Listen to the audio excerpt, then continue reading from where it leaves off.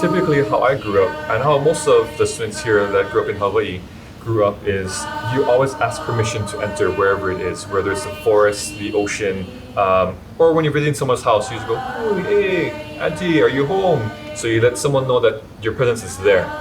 So same with here. I have them do an olikahea to call out to the mentors that we are here.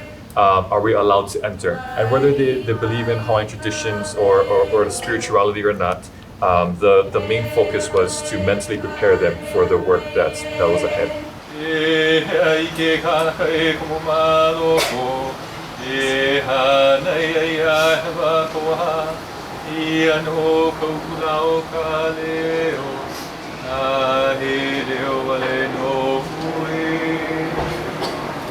Alright, good morning everybody. Welcome to your last week of SPICE.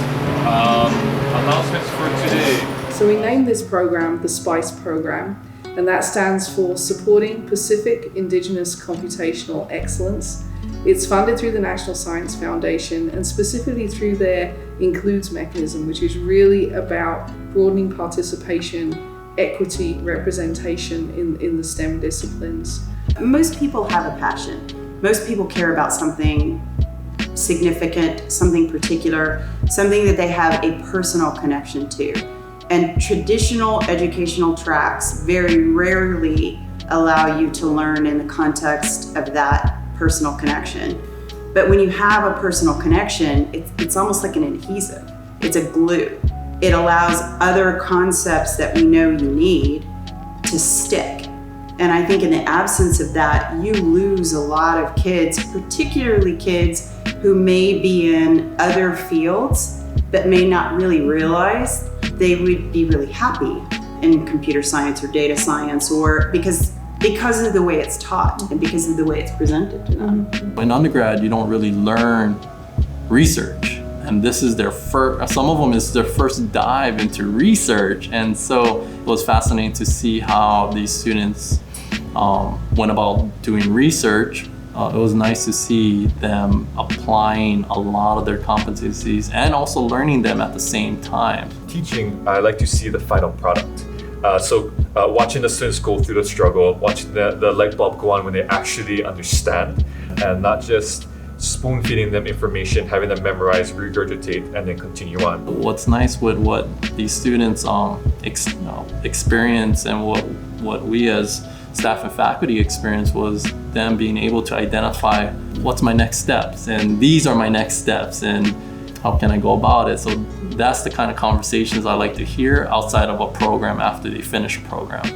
I'm really happy that I was able to do this program because it still is, a really good program for me to develop not only data science skills that I never had before, but just learn about problems in the world and be able to voice an opinion about it. So I believe that data can benefit anyone, especially teachers, because then I can teach that to my students that data could then be utilized in their careers or even like research projects like this.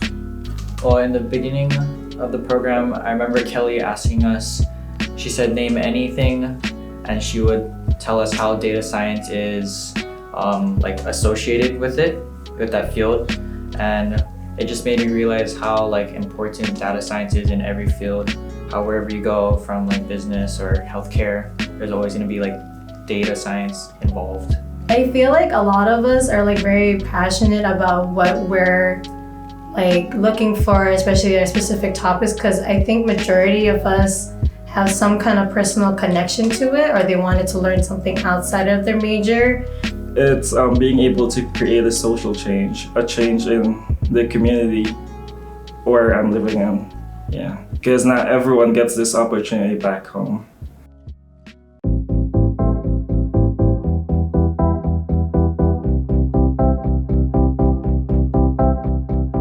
This isn't really even about data science, it's about power. Information is power. Agency over information is empowering. And if these students are going to be the future leaders who change their community, who shift the needle on all of these inequities, who achieve some semblance of social justice in this place, then they're going to do it through wielding data as their primary weapon. And that's what I've really come to believe about the importance of this program. A lot of things you hear sometimes when you come from a particular indigenous group is that when you go into the westernized way of learning things, you lose your identity in some sense. And that's one thing that I wanted to emphasize with the students, is to maintain who they are, what they value, along with incorporating the Western ways. Hawaiian communities and society has valued the process of inquiry, empirical research, and experimentation for 1,000 years. I mean, it's the basis of the culture. But I think what has happened in more modern times is that science, the scientific endeavor of the United States, for example, is so westernized and it's so colonized that it is exclusionary to people who want to remain connected to their culture, to their family, to their community. That is not a starting place from which you are likely to be successful in the dominant culture that is American science, right? And so it's not so much that there's any antithetical kind of conflict between being Hawaiian and being science. It's that science doesn't allow you to be Hawaiian. And so what we decided to do at Chaminade is, instead of trying to change the students, we decided to try and change the science. And when you see the students expressing themselves as cultural individuals and scientific individuals in the same breath, then that's when we know that we are at least on the right path. They were working on some incredibly powerful problems. I mean, healthcare inequity, homelessness, economic differences, financial literacy.